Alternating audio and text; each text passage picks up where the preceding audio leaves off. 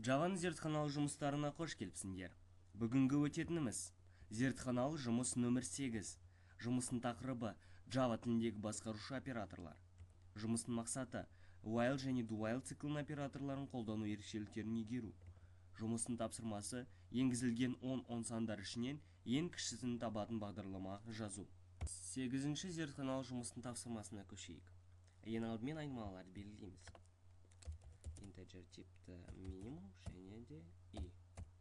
және де бір массив integer массив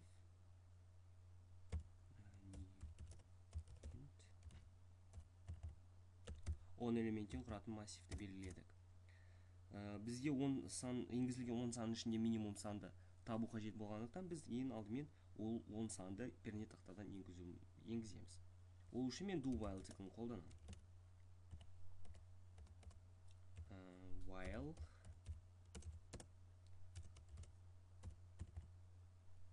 i кіші 10-нан дейік. Бұл иді мен циклда орындау үшін қолданып отырмын. Иға мен алдымен 0 санымен шетем және де цикл орындаған кезде иді бірге еселеймін. Бұл бізде массивке сандарды мешітеу үшін қажет. Массив i енгізу нүкте next int. Бағдарлама қолданушыларға түсінікті болу үшін мен бұл жақта қосымша мәліметті экранға шығарам. Int print line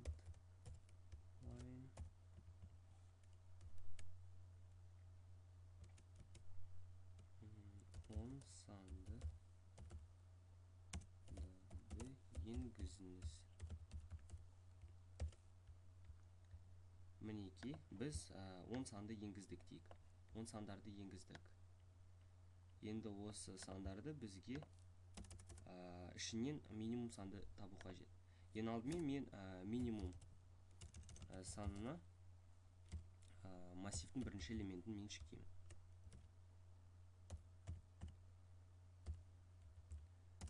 Және идентификаторға біз бірді меншіктейміз және де do while циклын қайтадан ашамыз. While i кіші болады 10-нан.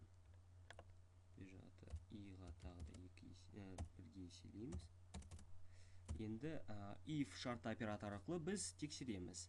Егер минимум саннан бізде кіші сан табылатын болса, онда сол минимум санына біз сол массивтің элементін меншіктейміз. Егер if минимумнан кіші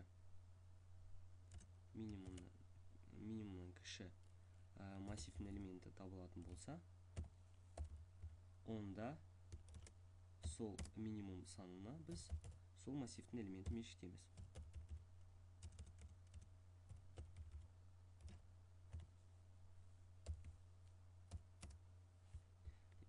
Бұл цикл толық орындалғаннан кейін бізде минимум санына сол массивтің ең кіші саны меншіктеледі.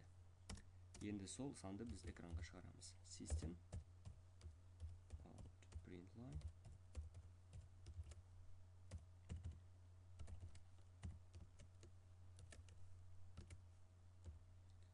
массив тегі ең кіші сан минимум. Енді программамызды тексерейік.